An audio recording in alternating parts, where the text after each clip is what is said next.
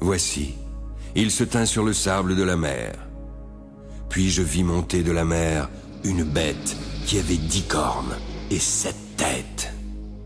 Sur ses cornes 10 diadèmes et sur ses têtes des noms de blasphème. La bête que je vis était semblable à un léopard. Ses pieds étaient comme ceux d'un ours et sa gueule comme celle d'un lion.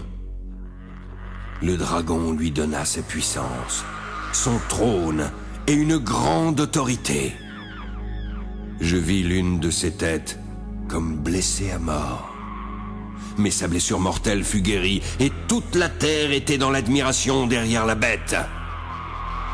Tous adorèrent le dragon parce qu'il avait donné l'autorité à la bête. Ils adorèrent la bête en disant: « Qui est semblable à la bête et qui peut combattre contre elle ?» Puis, il lui fut donné une bouche qui proférait des paroles arrogantes et des blasphèmes. Il lui fut donné le pouvoir d'agir pendant 42 mois. Elle ouvrit sa bouche pour proférer des blasphèmes contre Dieu, pour blasphémer son nom, son tabernacle et ceux qui habitent dans le ciel. Il lui fut donné de faire la guerre aux saints et de les vaincre. Il lui fut donné autorité sur toute tribu, tout peuple, toute langue et toute nation, et tous ceux dont le nom n'a pas été écrit dès la fondation du monde dans le livre de vie de l'agneau qui a été immolé l'adoreront. Si quelqu'un a des oreilles, qu'il entende. Si quelqu'un mène en captivité, il ira en captivité. Si quelqu'un tue par l'épée, il faut qu'il soit tué par l'épée. C'est ici la persévérance et la foi des saints. Puis je vis monter de la terre une autre bête, qui avait 2 cornes, semblable à celle d'un agneau et qui parlait comme un dragon.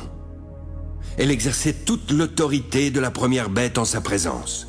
Elle faisait que la terre et ses habitants adoraient la première bête, dont la blessure mortelle avait été guérie. Elle opérait de grands prodiges, jusqu'à faire descendre du feu du ciel sur la terre à la vue des hommes. Elle séduisait les habitants de la terre par les prodiges qui lui étaient donnés d'opérer en présence de la bête, disant aux habitants de la terre de faire une image de la bête qui avait la blessure de l'épée et qui vivait. Il lui fut alors donné d'animer l'image de la bête, afin que l'image parlât. Puis elle fit que tous ceux qui n'adoreraient pas l'image de la bête fussent tués. Elle fit que tous, petits et grands, riches et pauvres, libres et esclaves, reçussent une marque sur leur main droite ou sur leur front, afin que personne ne pût acheter ni vendre sans avoir la marque, le nom de la bête ou le nombre de son nom.